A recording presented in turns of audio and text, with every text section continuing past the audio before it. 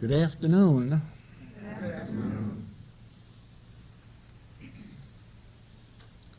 All of these subjects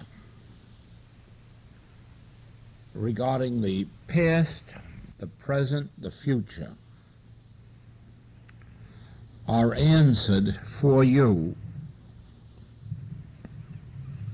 only when you can grasp the fact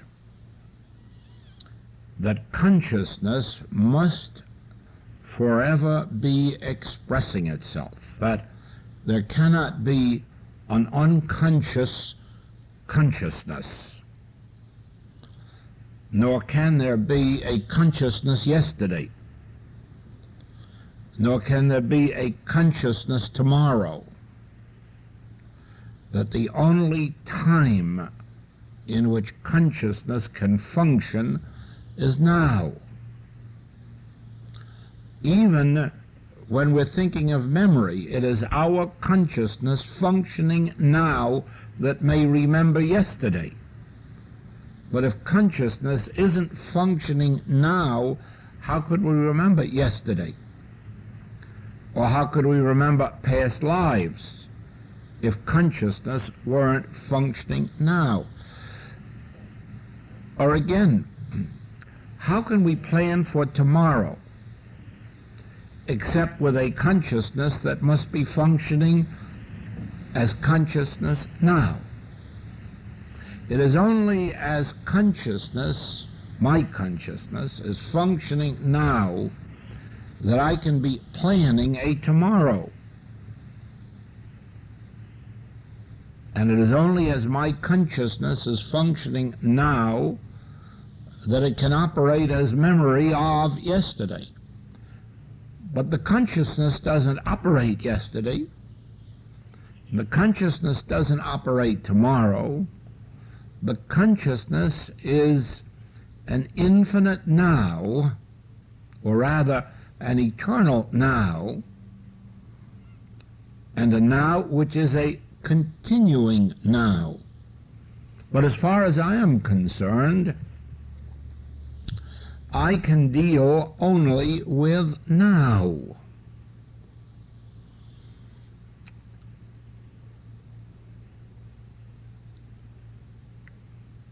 Recently,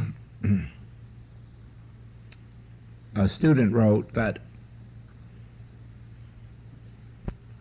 they are looking forward to the day when they can make some contribution to the infinite way. And I said, give up your anticipations and your hopes, because they won't come true.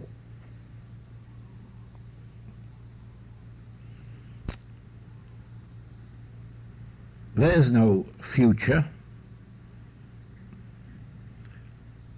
and there is no contribution that you can make in the future. Any contribution you want to make, you will have to make now. If you think you haven't any contribution to make now, then when the prophet asks, what have you in the house, you must answer nothing. But that can't be true, because you had to have a consciousness with which to make that answer. So you had consciousness. Any contribution you want to make, you'll have to make now. You do not inquire as to the amount or the form of the contribution. You merely decide that you will live now, and that you will live now to the measure of your immediate awareness. Well, if you're thinking in terms of money, then your contribution can be 10 cents or 5 cents. It could be 1 cent. It would make no difference, as long as that contribution were made now. Then it would be a continuing activity of now. If you were thinking in terms of doing healing work, Don't think in terms of doing it in the future, because the future is never going to come. It never has. So if you're going to do healing work, do it now. It makes no difference that you may only undertake something that appears to the world as a minor healing or a minor condition to be healed. As a matter of fact, in spirit, there is no such thing as minor or major, any more than there is past or future. Let us analyze that for just a moment. Supposing someone requires the healing of just a simple headache or a touch of indigestion, which to us seems very minor.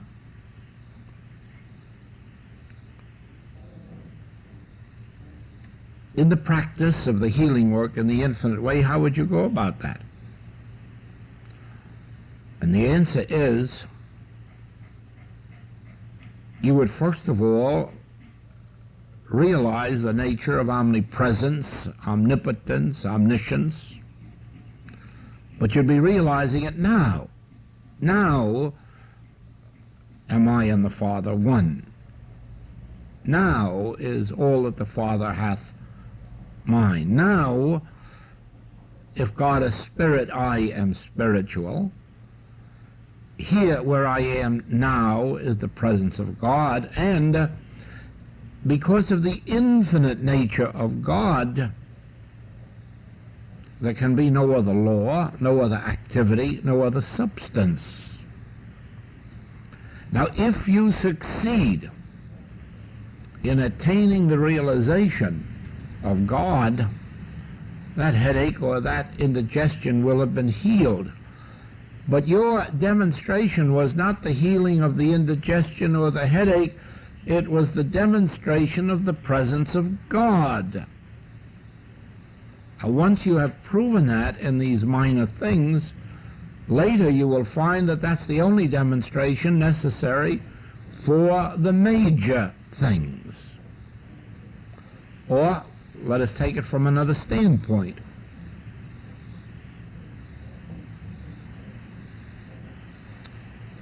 God is not in the whirlwind. No, but neither is God in the opposite of the whirlwind. For God is only in the still small voice. God is not in a disease. No, but neither is God in health. For health is only the opposite of the belief of disease. God is in the still small voice. Now, as you have that realization and a healing takes place, supposing it is some minor claim, you have had the same realization that would have been necessary for the greatest claim there is in all the world, death itself. Because there is no other demonstration to make. There is no such thing as healing colds or healing cancers, not in the message of the infinite way. There is only the realization of God. God not in the whirlwind and not in the opposite of the whirlwind.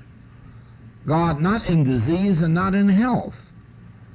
God in the still small voice. And this brings a release within. A release that is a release from fear. It is a release from anxiety. It is a release from man whose breath is in his nostril. It is a release from fearing what mortals can do to me. And in that release, harmony is made evident. But do you not see that that realization has to take place now, and that it will not do to wait for tonight or tomorrow or next week, and that the healing can only take place when that realization takes place. And that has to be in some moment of now. No one could say to a student or patient, "Oh, I'm sure you'll be better tomorrow." What would make you sure of it? There's no way to be sure of it but one, and that is to have the realization now. If you have the realization now, there is no longer a tomorrow, even though it may seem to be tomorrow when the patient says, "I'm better." It has nothing to do with you, because when the patient says, "I'm better," it's right now when they say it. It isn't yesterday or tomorrow. It's right now. It's the only time that anyone can speak is now. You can't speak in the past. You can't speak in the future. You can only speak now. You can only think now. You can only know now. You can only feel now. Now is the only moment in which you can live. Now, as you understand this principle, every single moment of life becomes the most important one. No yesterdays can ever be important to you after you've learned this lesson. Even if you achieved some great thing in the yesterdays, it amounts to nothing today.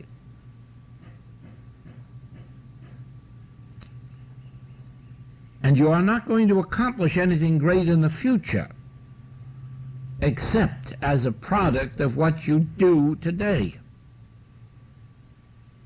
It is today, it is in this moment when you are building your future.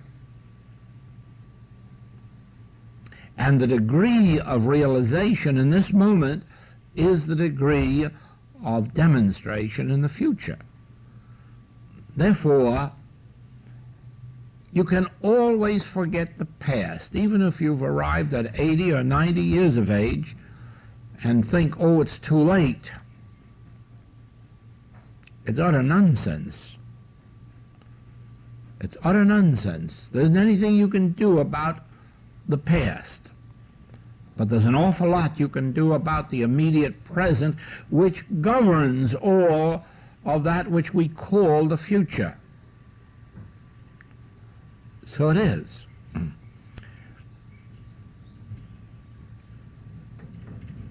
A spiritual realization in this moment produces harmony that may make itself evident tomorrow or next year. In other words, the realization of this moment may set in motion forces which may bring about a visible demonstration a year from now. In other words, a conscious realization of God in this moment may be going out into Europe, Asia, or Africa to bring the demonstration back to you in what appears as next month or next year.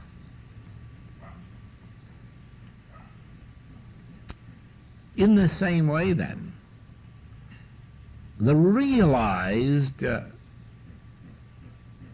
truth in this moment is that which is preparing the way for your next incarnation and determining at what level it will be.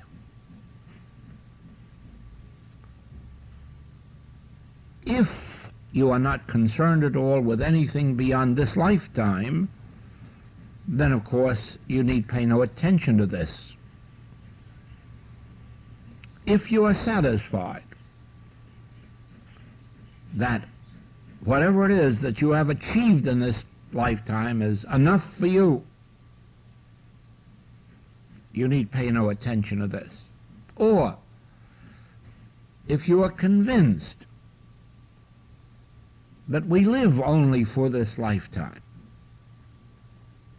There is no need to be concerned about any of this. But if you have at all an inner conviction that life is immortal, even though you may not at this moment know what form that afterlife takes, if you are concerned at all with the fact that life is immortal, then do you not see that your state of consciousness in this moment is determining what your life is going to be, not only for the rest of your incarnation here and now, but on into your immortal, eternal formation? Do you not see that the artist who is living completely in their art every moment, every day, is determining the nature of the artwork they turn out next year and 5 years from now and 10 years from now?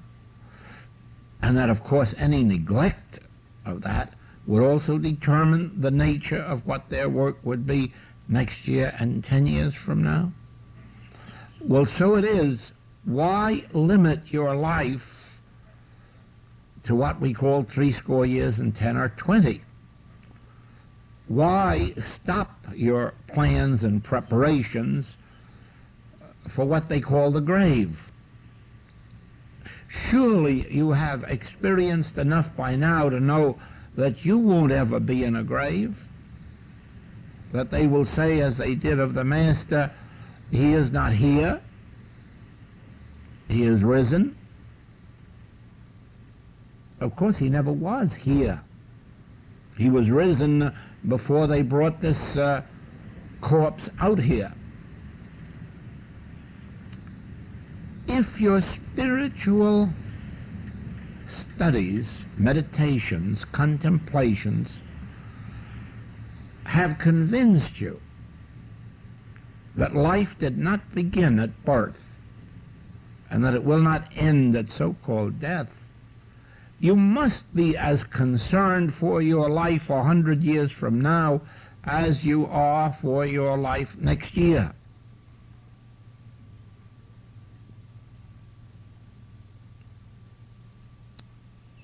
It is for this reason that you have to come consciously to a realization of the nowness of life, because you cannot mold even next year except on the basis of what you are molding in this moment of conscious awareness, and what you mold tonight and tomorrow and the day after tomorrow. Life is a continuing experience. Consciousness is a continuing experience, and what you are conscious of now determines the nature and the state and degree of your consciousness in all of the tomorrows that we may ever dream of.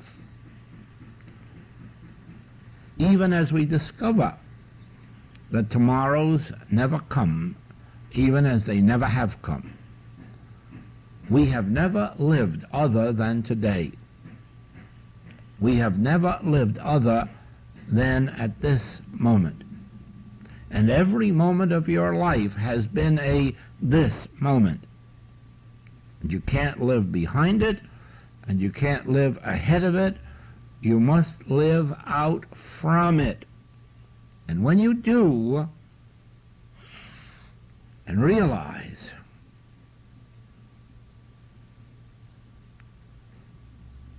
your depth of consciousness, your height of spiritual attainment, is the measure of your comfort as you sleep tonight, the measure of your health and harmony tomorrow, then do you not see the responsibility that there is for living every single moment in the consciousness of now, and the consciousness that now determines all of the nows. Well, look at it in this light. Think of whatever measure of harmony that you are experiencing this month. And then think of it in terms of, yes, but I'm remembering the days, weeks, and months and hours of study, meditation, and preparation last year. Therefore, I know that the harmony of this month is the product of the depth of my own vision, spiritual vision of last year. But not of any particular moment last year, every moment last year. In other words, every moment of last year went into whatever degree of harmony you're experiencing this year. So you will find it unto eternity, not only throughout this lifetime, but be assured of this: life is eternal. Life is immortal. If the Master was visible to his disciples after the crucifixion, it was only because life was demonstrated to be eternal and immortal. Therefore, do you not see that his life after the crucifixion was the product of every moment of his life on earth? Whatever he had attained on earth is what he carried with him.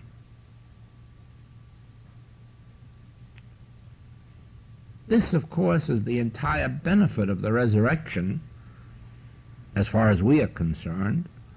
Only the fact that it demonstrated beyond doubt that life is beyond the grave. Now the question is, what is the nature of that life beyond the grave? Well, to the world, this is a serious problem, and one for which they have no answer. They are not yet certain what form life takes beyond the grave, whether it is lived on cloud nine or whether one goes through heavens and hells, or whether they are going to be born in a hovel or in a palace. The world has not yet arrived at any understanding of that. Only mysticism reveals this. It's a foregone conclusion that your life after the transition is going to be the product of your life before the transition, and that every bit of spiritual awareness that you embody on earth is the degree of spiritual awareness that you're going to start out your new experience with. Just like the student that finishes high school with A's and B's needs no fortune teller to know what their freshman year in college is going to be. It's going to be of a very high grade because they're carrying that over from their last year in high school, and the momentum will carry them forward. So it is. The degree of our attained spiritual awareness is the degree that carries over with us this year, next year, the year after, and eventually with us beyond the point of transition. You can only accept this, you can only demonstrate this, if you can realize that at this moment you are a certain degree of consciousness. A certain measure of consciousness constitutes whatever it is that you are now. And then go back a year or 2 or 3 or 5 and watch the degree of unfoldment because of your studies, of your meditations. See if it isn't true that you yourself are in a great measure responsible for whatever degree of harmony, peace, happiness, satisfaction, abundance. See if it isn't, if you yourself are not responsible because of your very studies and meditations, because of your keeping the thought stayed on God, because of your dwelling in the secret place of the Most High, because of your willingness to give up some of your material pleasures and profits for the development of your soul, your consciousness. And then you will understand what I'm trying to say, that you, by the grace of God, have given yourself to the attainment of further spiritual light. And because of that, you are now in a state of consciousness bearing at least some measure of spiritual fruitage, harmony, a greater sense of health, or a greater sense of happiness, or a greater sense of integrity.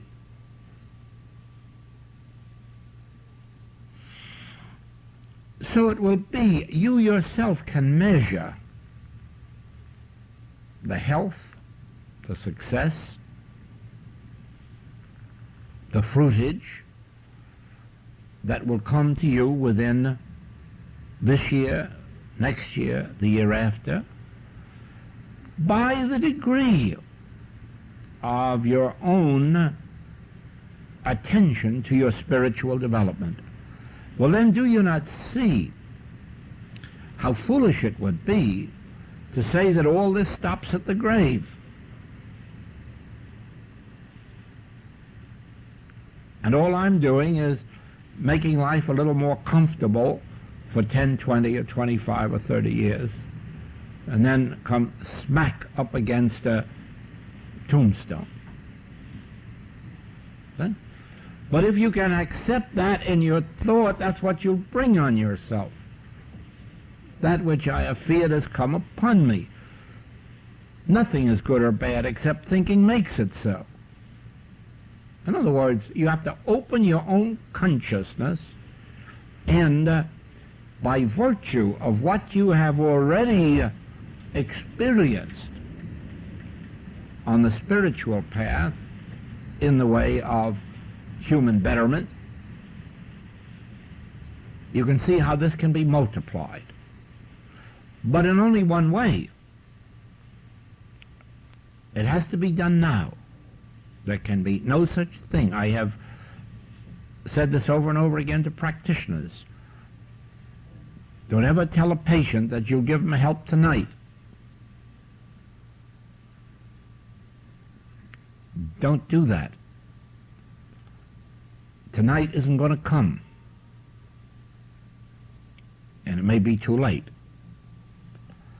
Now is the only time you will ever live. And if someone voices a request for help, that is the exact moment in which that call must be reinterpreted.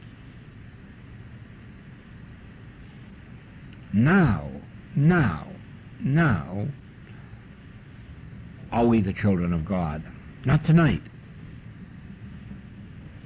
Only now. Now I and the Father are one. And this now that I am living is my continuous experience, because whatever I am now, I am infinitely and eternally.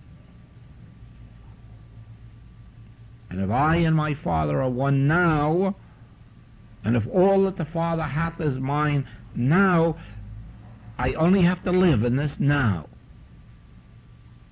Well, according to the clock, it may have been 15 minutes since I first said now. But are you living 15 minutes ago? Or are you living now?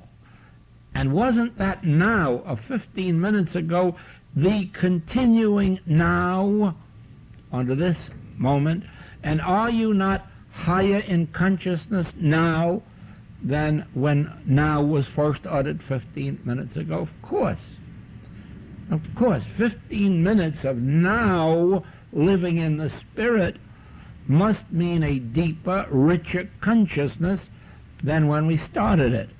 And yet, if it hadn't been started now, 15 minutes ago, where would we be now, 15 minutes later? We would be back where we were 15 minutes ago, but we aren't. We have more truth, more awareness, more conscious alertness. And you see, that was only because we started with what we had in the house 15 minutes ago. And we have built on that. What have we built on now? Now, the conscious remembrance of what I am now, of who I am now. The conscious remembrance of the nature of life and of law and of spirit.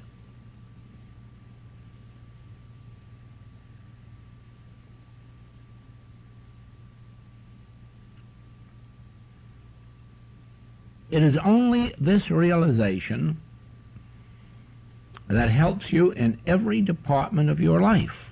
This realization of the nature of consciousness.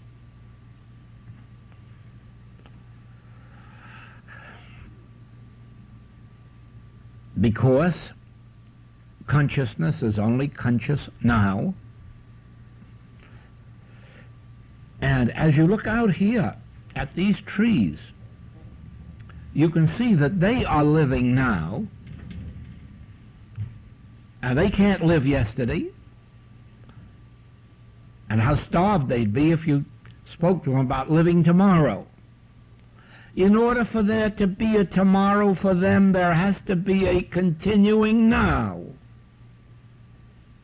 There is going to be no tomorrow for all of this foliage and all of these trees and all of these birds, unless it is a continuing now.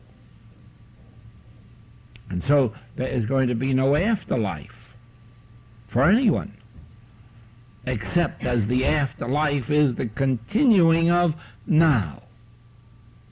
Now watch what happens.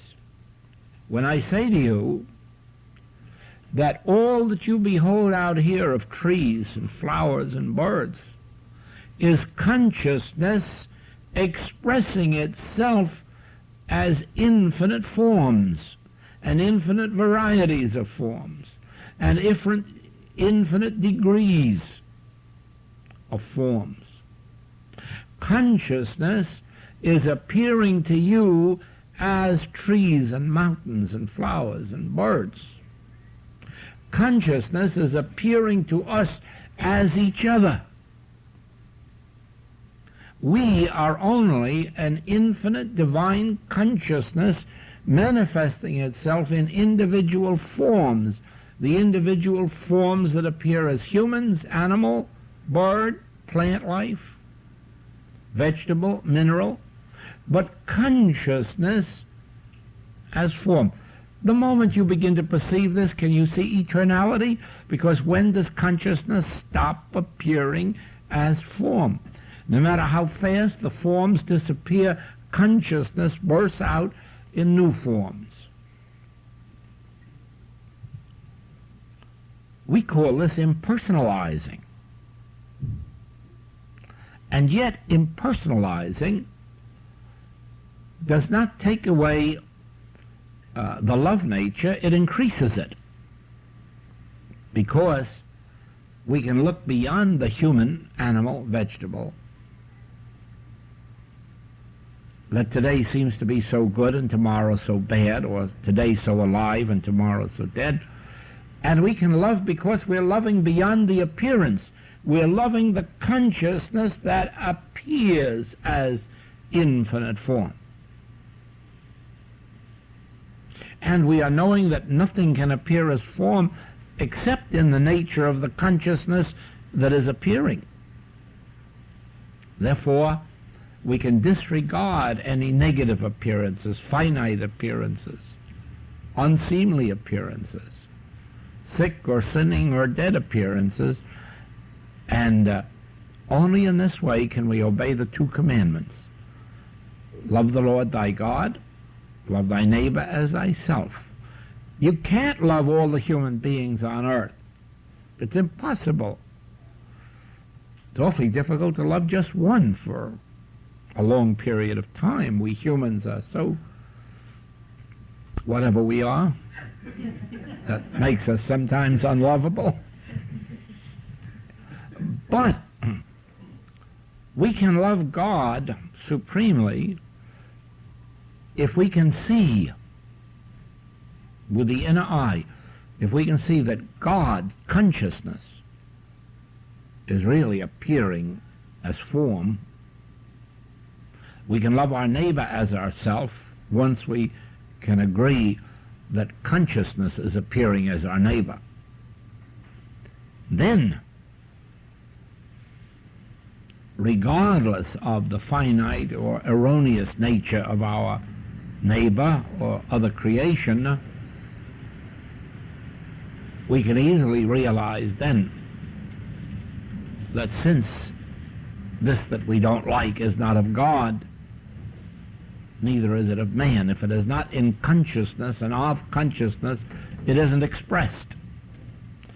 For consciousness can only express itself and its own qualities and its own quantities, but it can only express itself now. And there's the trap. We're always thinking of betterment, of improvement, of changing. But that can't be true in consciousness. That can only be true to the finite sense with which we watch the spiritual consciousness evolve as form. Inwardly, in our spiritual vision,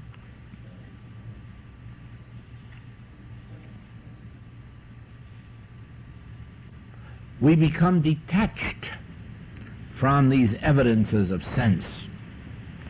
And in becoming detached, we have, of course, the secret of the spiritual life. You remember the Master made it clear that only if you die can you experience life eternal. Only if you die and are reborn of the Spirit. Well, the only way in which you can die is to become unattached from the scene. Let's use this example. God is not in the whirlwind. That detaches us immediately from the whirlwind. We now have broken that sense of fear of it. God isn't in it. It hasn't any power.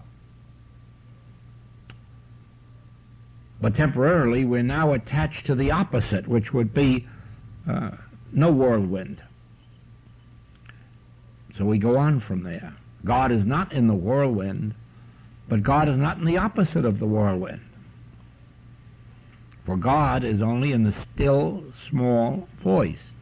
Now we drop the whirlwind and we drop the not whirlwind,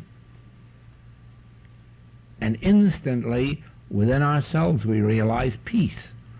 The still, small voice, the presence of God, is within us, and attachment is broken to this outer scene, and by the time we look up again, there is no more whirlwind.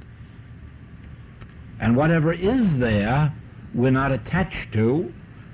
We continue to live in the world, but not of it. It is like saying, God is not in disease.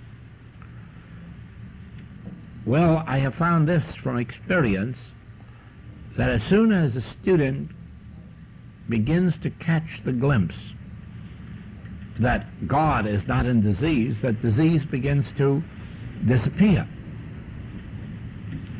There is a religious superstition that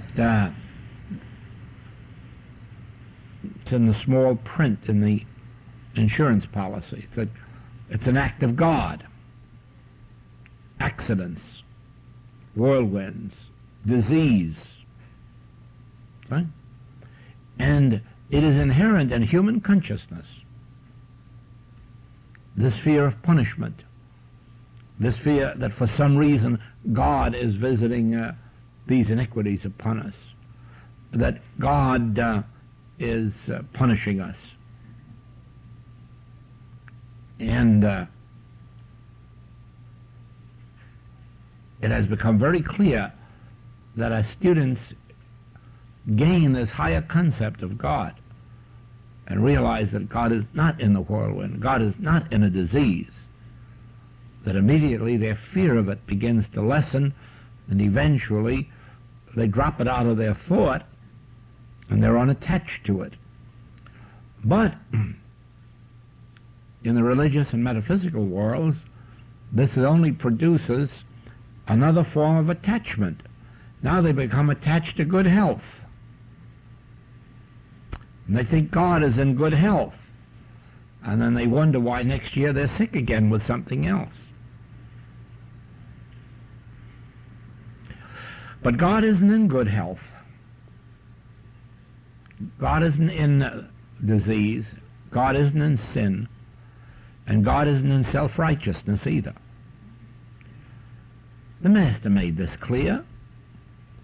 Unless your righteousness exceeds that of the scribes and the Pharisees. How could it? They were perfect. Yeah, but they weren't spiritual. And you may have perfect health, but it isn't spiritual. It can be something else an hour from now. Therefore, once you perceive that God is not in disease, you have begun to attain your freedom from disease. But if you're not careful, you're going to get attached to health. Then you're going to start watching it. So immediately on this path, you must realize, no, God is not in disease. That's true. But God is not in health.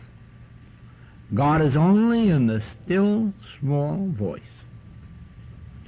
What that realization may do to you or bring to you, that's individual with you. That's going to have to be your discovery. Nobody can outline for you where that's going to lead you. It is like this. God is not in lack and limitation. You only have to look around you to see that God is not in lack or limitation.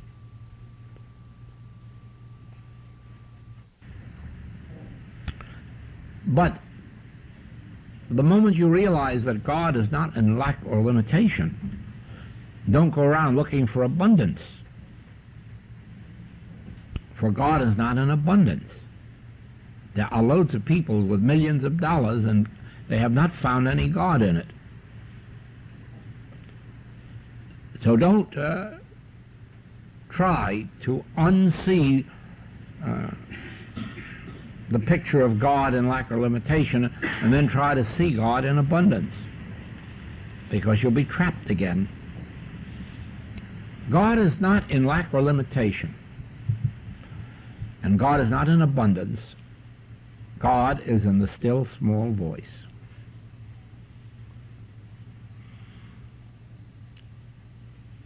That may sound like Zen to you, but I don't mean it that way. I mean it actually that when you experience God in the still small voice, you will find harmony in your world. But don't go getting attached to that harmony again. Be in the world, enjoy it, live it, but do not put power in it and do not put God in it. Certainly,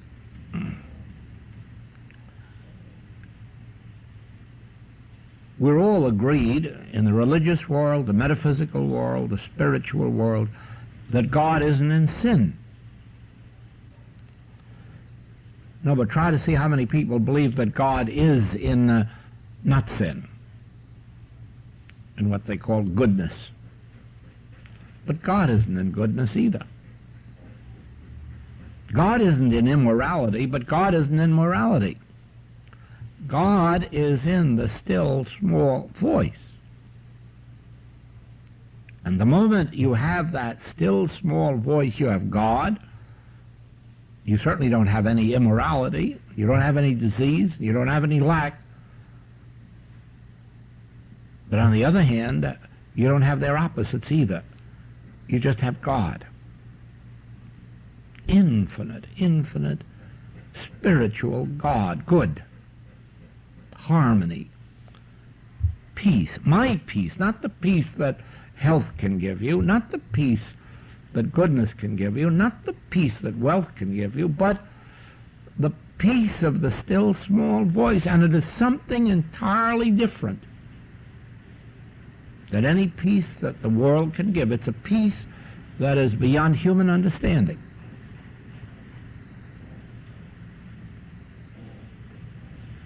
Don't ever expect that anyone's going to describe it to you or write a book about it. It's an experience. And with each one, it is an experience of a different nature. And each one has to experience it at their level. But I can tell you how to experience it. And that is not to be attached. Because you'll have a past and you'll have a future. Whereas you live now, and you live now in the attitude of hearing that still small voice, and then let the bodily motions be what they may at any given moment. They may temporarily be bad, they may temporarily be poor, they may temporarily be sick, but don't be concerned about that. Be concerned for the still small voice, and let that take care of all appearances.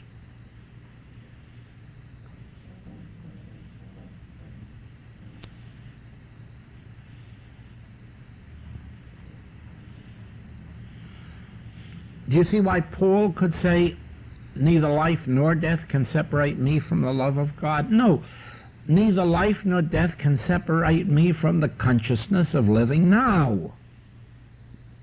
Now, that's the only moment I want to live, is now. And I can assure you that that now is a continuing experience beyond the confines of the flesh. But the measure of that life and the degree of that life is determined by our spiritual realizations of the now.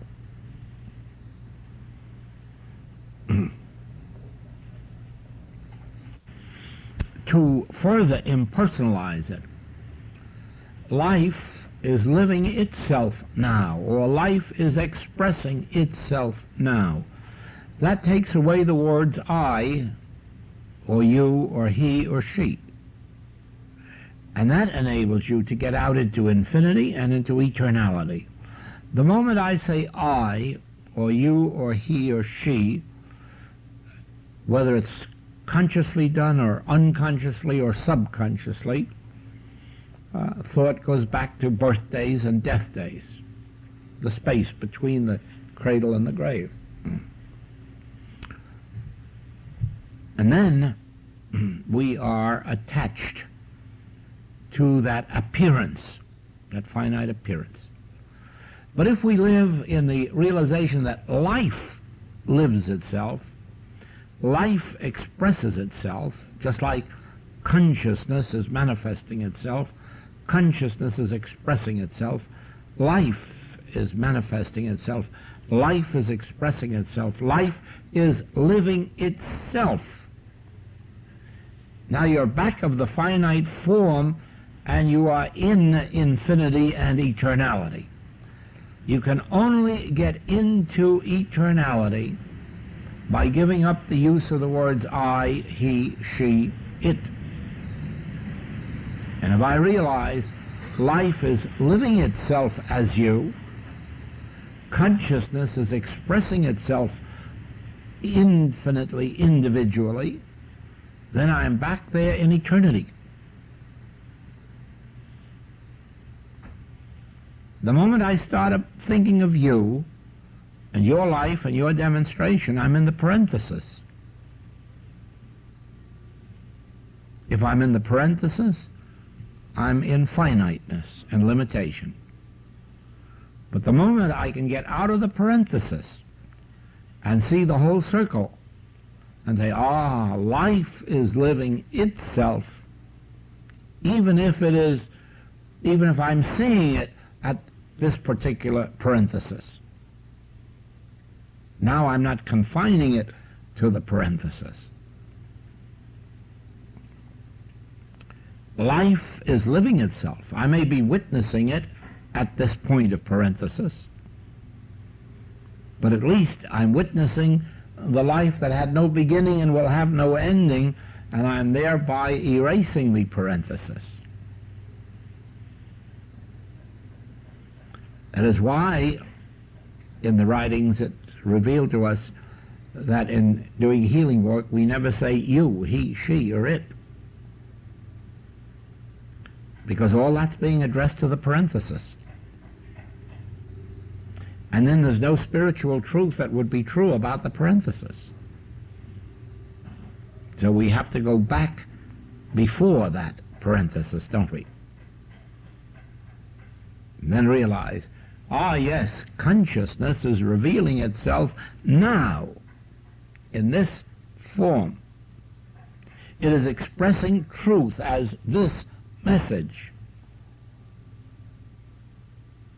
But that is why an hour from now, or 6 or 26, consciousness could be expressing itself as another truth, because truth is infinite.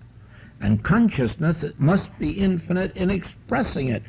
But if I see it as I, or a message coming from me, I've got it in the parenthesis, and there may never be another one. But if I can see it as consciousness expressing itself as truth, it must go on and on and on forever. If I see it as life expressing itself, it must go on and on forever if it has to create new forms every hour.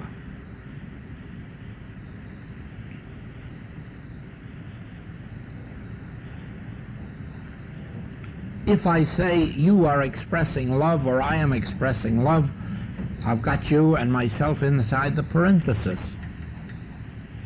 If I see that love is expressing itself, we've moved out into eternity.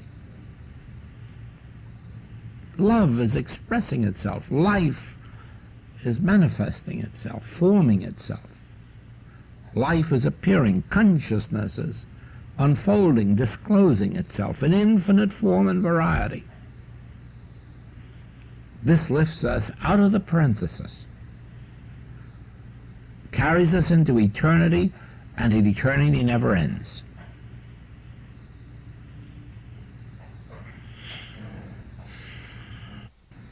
Now you see another facet of meditation. What is happening in meditation? We who are sitting here in the parenthesis, we have our ears open back there in infinity, watching for infinity to express itself, watching for consciousness to appear as form, whatever the form may be at the moment. And so when we're in meditation, Here we are sitting inside of the parenthesis, but reaching outside, reaching way back into consciousness. So that there may be more of consciousness, more of life, more of love, more of truth expressed in what appears to be the parenthesis, but which is rapidly breaking the bounds of the parenthesis. See that?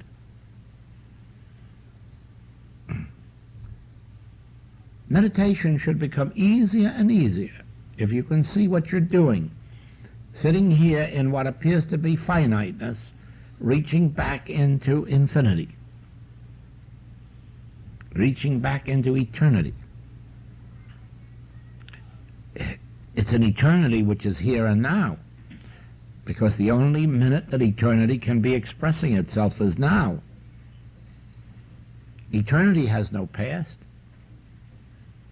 Eternity has no future. Eternity has to be a continuous now.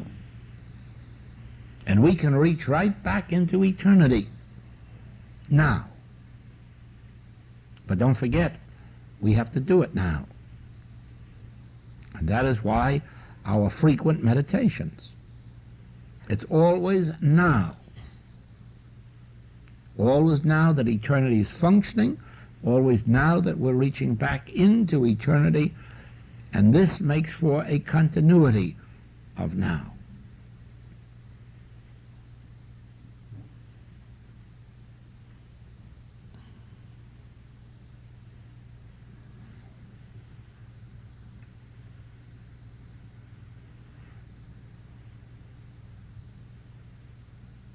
At first, there is a little difficulty in becoming unattached to the forms.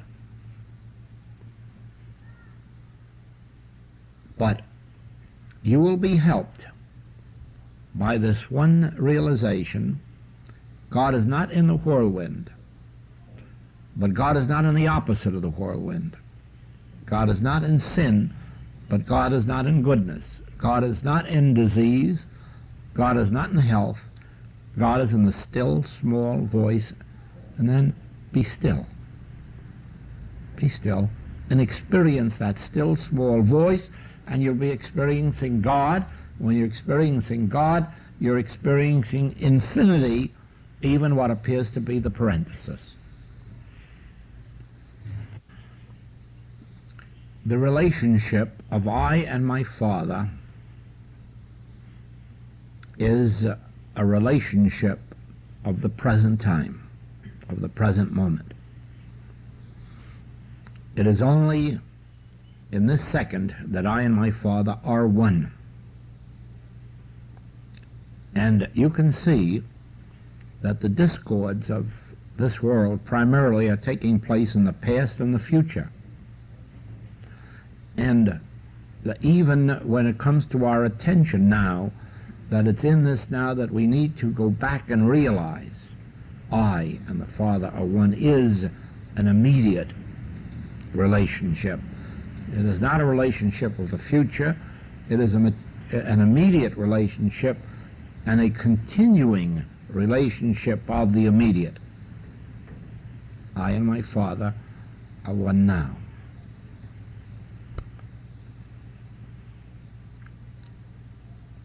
And that's it, I guess. Thank you.